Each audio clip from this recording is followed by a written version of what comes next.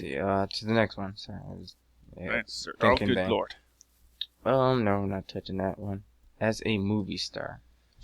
Let's see.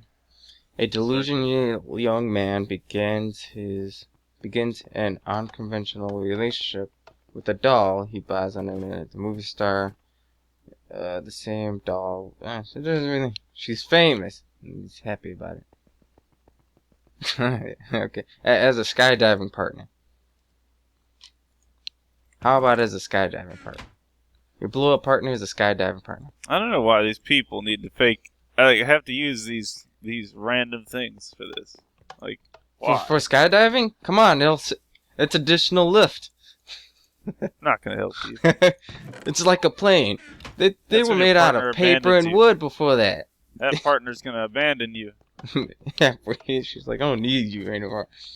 I've learned how to fly. I'm better than you now. I've become greater than humans. She gets her way that way.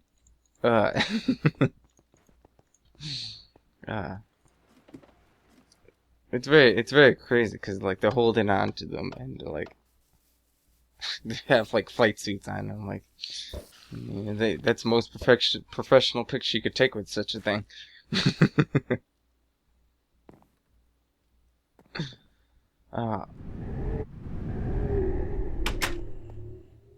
Apparently, professional is the one that has a business partner suit. Let's see. Using it to have access to the carpool lane.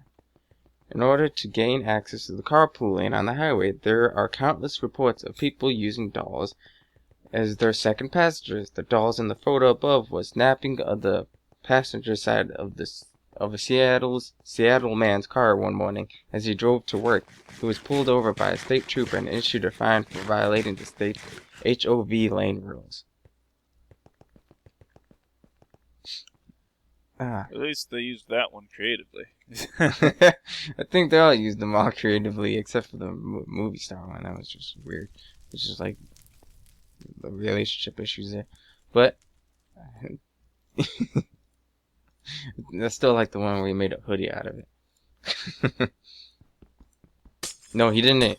No, he left all parts out. He took the inflatable one, and he made the head around the hood around the head. He left all, wearable parts. It's just kind of weird. It's actually like, able to be worn in public. You know what I mean? Yeah. It's kind of weird. And another reason though, because have you ever seen one of those? No. You mean in person? Well, no, not in person, but I mean like what they look like. Yeah, I see what they look like. I'm looking at them. They look like stick figure level, like stick figure level, like work, and it's just like, what the hell? They just look like balloon animals. It's just like that. Like some of them are so cheaply done. There's like no attempt at all. Yeah. And it's just like, who would? I don't. That's about it. Because it's like if you're gonna go that far, at least make sure it's human mimicking. Yeah. It's like no, I got this balloon animal dog. All right. It's like the clown blew it up, folded, and that was the first meeting. From there on, I was a love struck with my. I don't understand it. Let's see.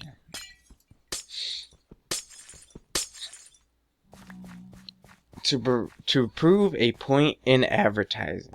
All right, so this man on a motorcycle, right? To be Pacific and hardly, and of course wrapped around him is an inflatable doll. A Turkish PR firm, Big, yeah, that's the name of the firm, Big, made this print advertising the Harley-Davidson motorcycle. The print reads, "Nothing can replace the real one. Use original Harley-Davidson parts." Yeah, there you go. You can use it for advertising purposes. These just get more and more pathetic.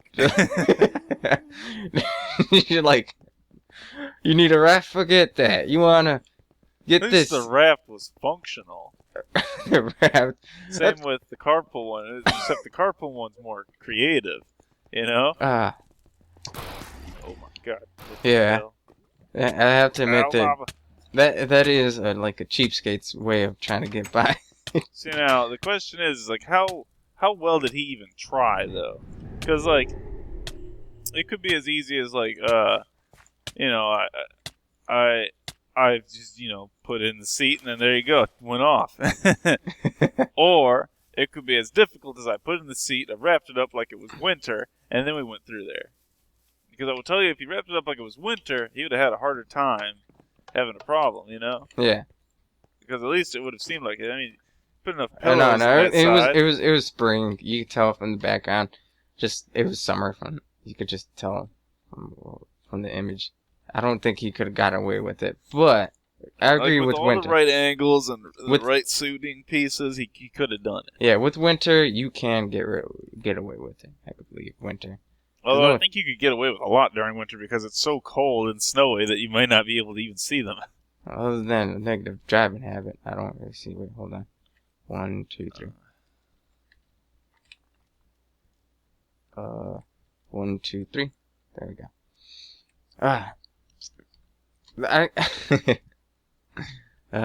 Okay, let's see. Next one.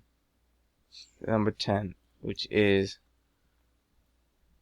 create the world's largest collection. Well, apparently this man has 240 life-size dolls, and it cost him more than $150,000. He wasted his life savings on that.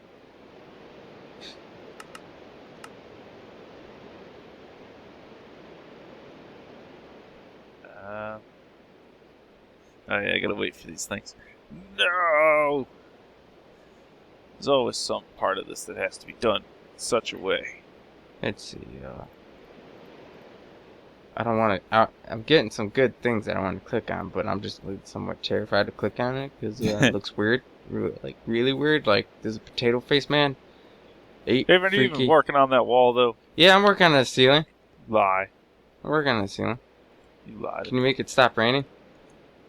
Because I can't see the X's too well. And I'm working somewhat backwards here. Because it's just right there. Oh, God. Alright. Oh. Alright. So, there's that. So, now that...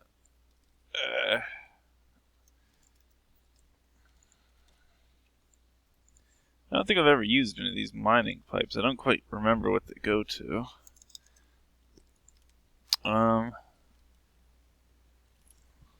Okay, that's good. Circuit. Now we just have this area. What else do I need?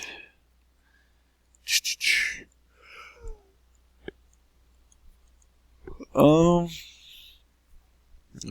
need a tap. Get a tap here and just tap into it.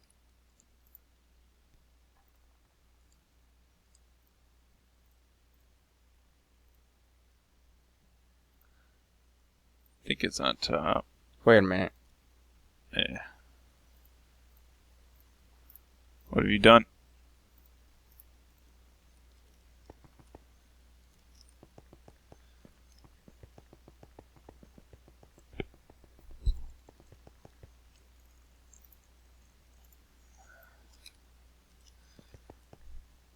I don't know how to react to this. What? 8 freaky urban legends that turned out to be real. Let's start with the most logical one. As radical as this may sound, this is really the most logical one out there. And of all 8. The exploding whale that rained blubber. Yeah. Hold on. Fuck. Okay, let's see what it says. You might have heard of this one, or you might not have. An Oregonarian Oregon. Okay, a man from Oregon. Okay. Most likely grew up doubting his authenticity, but it was all true all along. It turns out, a beached whale plus shabby explosive equals whale blubber falling from the sky. In 1970, a dead sperm whale washed up on the coast of Oregon. Oregon. Whatever. The state could burn. Logically, the Oregon Highway Division deemed the best way to remove the whale would be to blow it up. Yeah, because that's always the best way. Yep.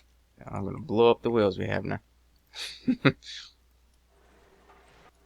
Technically speaking, I can. Okay.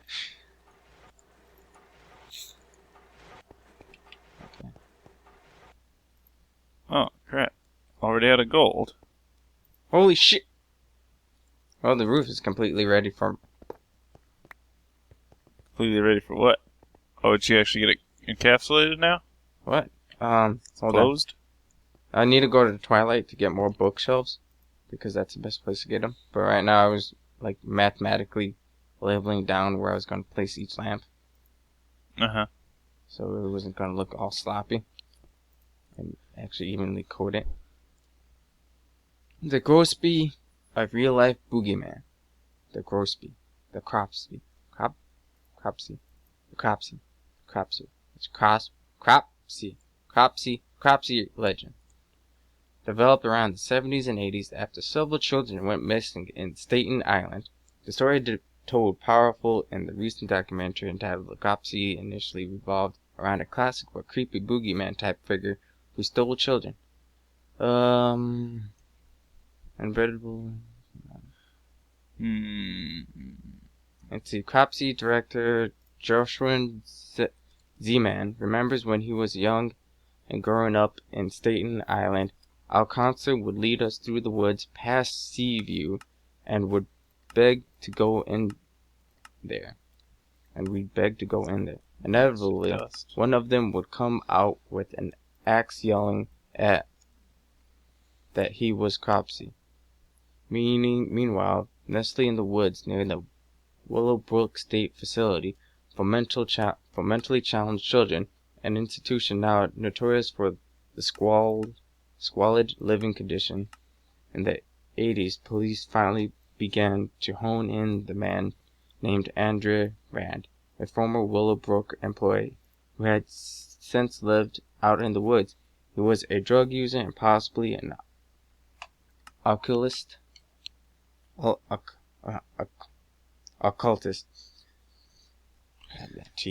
With a lengthy rap sheet.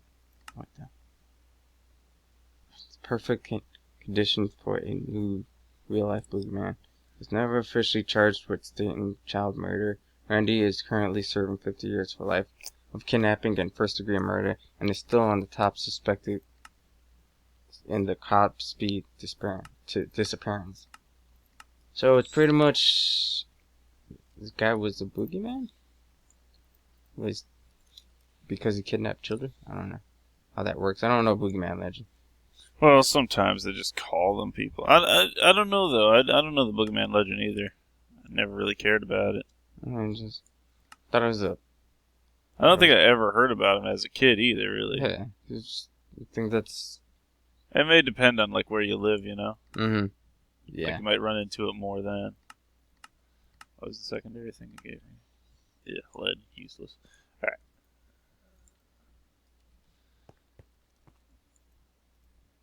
Oh, crap. But that apparently was true because they, like, I quote, boogeyman. Depends on what boogeyman the legend of it came to be. If it came to be around the 80s, then I could see why this would be on this list, you know what I mean? Yeah. Because, I mean, hell, he made that legend, thus he is that legend. Yeah. But if the legend existed before the 80s or /70s, it's sort of like, man, this is kind of bullshitting me here.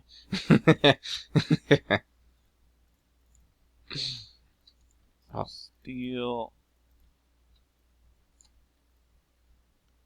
Let's see. Wait a minute, I'm not thinking about this right. Let's see. What? The Collector. What? The Collector. An industrial diamond. Urban legend is a real catch-all legend for creepy, heretic neighbors that may be doing something horrifying inside their dungeon-like basement. The most common collector legend in this neighborhood who collected human body parts and proudly displayed them in mansion jars. In Russia, the collector urban legend has a bright future side because it played out in real life. Its new mascot is local Russian historian who stole corpses from the cemeteries in dozens of towns east of Moscow. According to the police, he dug up at least 30 corpses and made dolls out of them. Life-size, faceless female dolls with platinum blonde wigs. Your neighbor may be up to no good, but it's not as creepy as a Russian notorious historian turned body part collector. I don't know how to feel about that. That was just like a normal story kind of thing. Like, I guess that would be like an urban legend thing, but it's not really. It really doesn't feel. It really does feel meh. Like an urban legend is is Slenderman. But if it's not Slenderman, then if it's not Slenderman level, then it's like he's not an urban myth. It's just a thing. I think the first one. The first one was about whales being blown up, so. Yeah. It kind of, I don't know if that is an urban legend. Can you blow up a whale? If someone, we already just use that. You can blow up anything. You can blow up anything. You can blow up bombs. You can blow up everything. Blow up the universe. Just blow a hole through space and time. It's like, would that look like a black hole, or would it just be like a missing patch of existence? What happened if it becomes a black hole? Like, it'd be the most reasonable thing, but at the same time, how much of an explosion would you have to make? An explosion more capable of blowing apart light. You give light to the dark hole. That's what you do. I need to make a compressor. Lovely. Wait a minute. Just realized something. If you make an explosion that makes a dark hole a light hole, did you do the exact opposite, or is there actually a light hole out there? There are such things as light holes. I believe they're much smaller because that's usually around the only time they are. And the reason why they're light is because they give off so much radiation around like a point that they actually kind of glow. Huh. Because all black holes glow. They all give off heat and energy through radiation. Because anything they destroy, they have to turn into, I believe it was called Hawking radiation, because Hawking discovered it. Mm-hmm. And so, at a small enough point, they would glow, but they'd be so small it'd be hard to see them anyway. I need advanced alloys. Oh. What the fuck? Usually they fizzle out though, so you probably wouldn't come across many of those. Hold on, doing like this opposite again.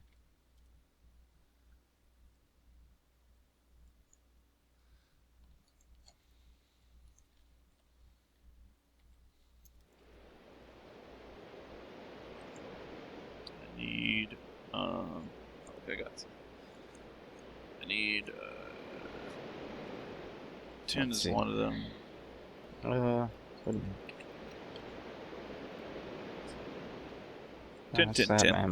Alright, the Green Man, or Charlie No Face.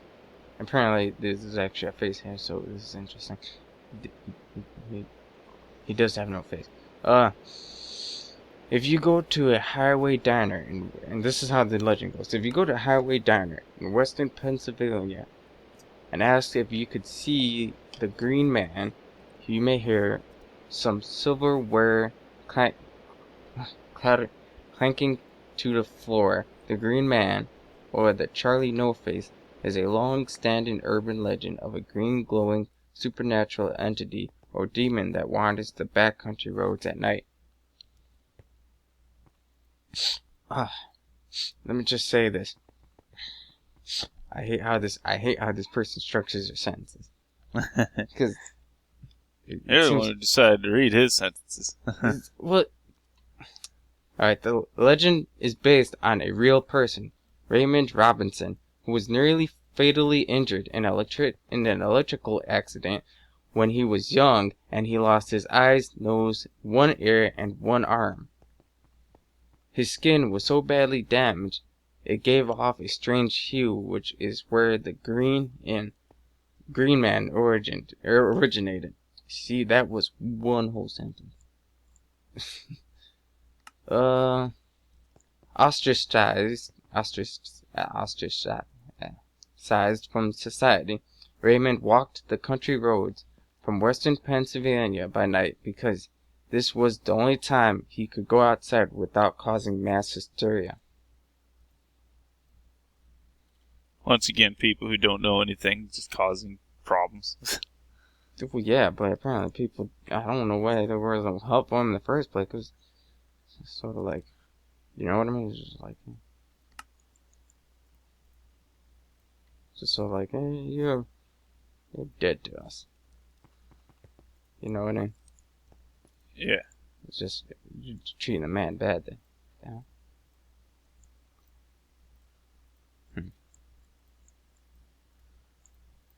Teach this thing the advanced intricacies of making advanced materials. Yeah. I mean, he was horribly electrocuted. So bad that, you know, he lost his entire face, completely swollen up, right? Lost an arm, and he has a green glow to his skin. Yeah. And he's walking to Pennsylvania, people are like, of course, I mean, there was a shit ton of people that probably drove by the song. Yeah. They're like, oh, I think he made the horrible decision. When was this? Like, when was it? It was in, let me scroll back up, because it's going to the next one. It doesn't say when. But we gave him his full name so I could look it up. Let's see, Raymond Robinson. And then I get his face, his horribly deformed face. Like, because this must have been, like, at around a time 1910.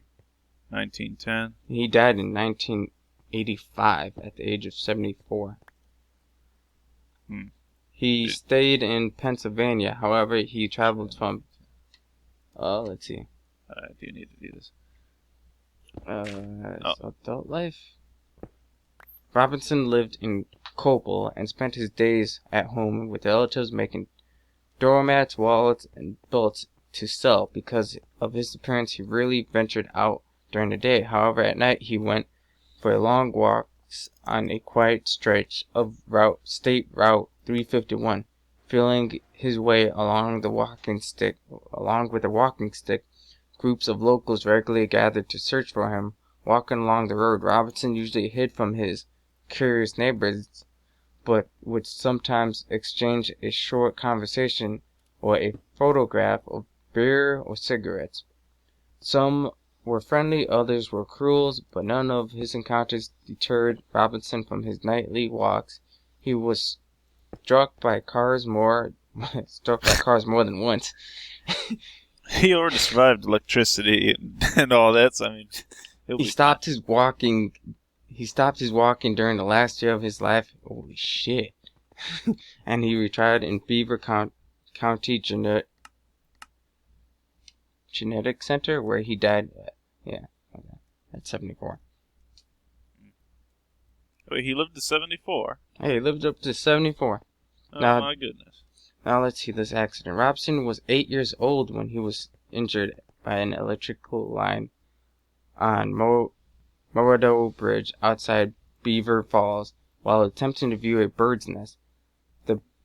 The bridge carried a trolley and electrical lines of both 110 of 1200 volts and 22,000 volts, which had killed another boy less than a year earlier. Robinson was not expected to survive. He lived, but he was badly scarred and lost his eyes, nose, one ear, and one arm.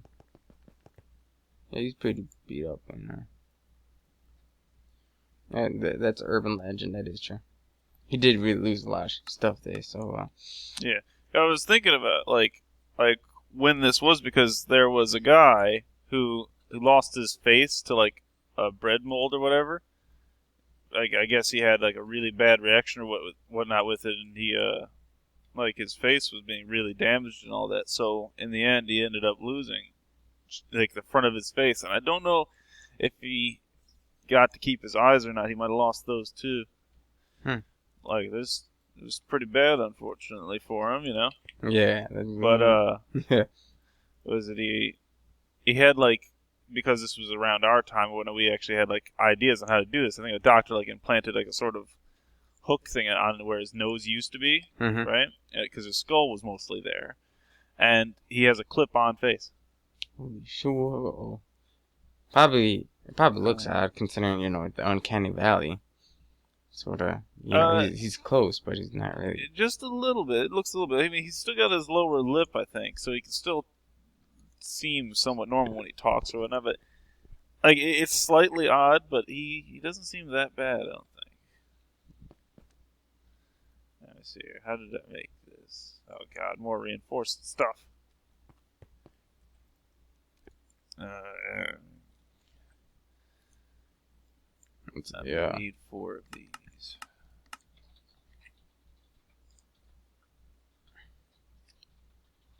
The legend of Dog Boy was true. The legend of Dog Boy. Okay. Originated from Arkansas. While it does not involve the mythological chupacabra featured above, it does feature a sinister little boy who spent his childhood years ruthlessly torturing and experimenting on local dogs and cats. Legend has it that the boy had paranormal powers too. Incredible, the Dog Boy legend is mostly real and is based on the life of General Floyd Baptiste, who actually added on to the family home so that he could store more stray dogs and cats to torture. Baptiste was also a tyrant when it came to his parents. He kept them virtually imprisoned in the upstairs part of the house. A neighbor said he would feed them, but only when he decided it was time for them to eat. While there is no proof Baptiste had any kind of paranormal forces at work with him, he was 6'4" and weighed close to 300 pounds, which mostly have made his sadistic behavior all the more terrifying to his victims. Holy shit. That man was 300 pounds. 300 pounds. 300 pounds is 6'4". That's pretty gosh darn big. They didn't say if he was muscly. I mean, that guy was raw muscle, man. Can you imagine? I don't think the local police were like, I don't know. Who cares how much muscle he has? He can't stop a bullet. Yeah, but at the same time, you can't just barge in his house. I don't know. It's 1940. That's frick, people. Come on, you did like, that type of thing. Back times, you know, people weren't so. There was more space, less people around, and less people to stop other people. Yeah. Why am I not? It's always rubber. I don't know if this is scientifically correct, but this is. Huh?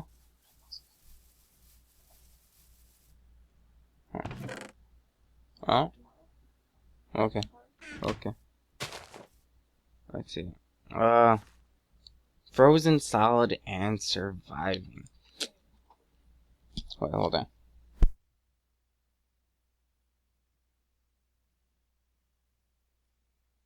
Let's see. I don't know why this is sending it back to me. Okay, well, Yeah. none of them should be going to green, as far as I know. I'll just say. Okay. So what do you think of the legend? It's what, more of a scientific legend, sort of like traveling wormholes, What do you mean? being frozen and being capable of coming back to life after being frozen. It's not very easy. It has to happen very fast. Very fast. Yes. If you freeze slowly, it'll kill you. Huh. Although there are some interesting things, like frogs, I believe, can freeze and come back. Actually, yes, they can. Huh. Maybe at least a specific breed. I don't know about all of them, but Yeah. I know they can do it. I'm not sure how they do it exactly, but like the reason why you can't freeze slowly is because when you freeze slowly, certain parts it'll all expand and whatnot is kind of a thing. Mm-hmm. Because I don't remember exactly what it was, like how they explained it, but one reason behind it was that your cells would be pushed apart and then ripped apart, basically. So you'd be liquefied to an extent, without actually losing your form. And that'd be about it. Because all of your cells would be killed due to, like, crystals and stuff forming. Whereas if you're instantly frozen... And actually ripping apart your cells on a molecular level. Basically. Yes. If you were, like, instantly frozen, though, I believe the crystals can't form so well, so you just stop rather than slowly breaking. And I'm not sure how the frog does it exactly, because it freezes during, like, winter. Well, it's not completely unusual that animals have some capability of communicating to their cells. For example, there's, how animals regenerate their limbs is quite interesting, considering that, they send pretty much sterile stem cells down there, basically. And those stem cells, for some odd reason, have their own coding. It's like you become a nerve, you become a bone, you become a muscle, you become, of course, skin. It's like, It's very interesting how those cells are just, and the thing is that ordered to. The thing of this about, like, lizards and stuff, I don't think their stem cells have actually stopped being created. And that's the reason why they can grow back their limbs. Because ours have stopped. They stop when we get to a certain age in the womb. And then we're just born without any more ability to really do that so much. I mean, we still get cells back, I think. But, because we have to heal, but it's not quite the same. No.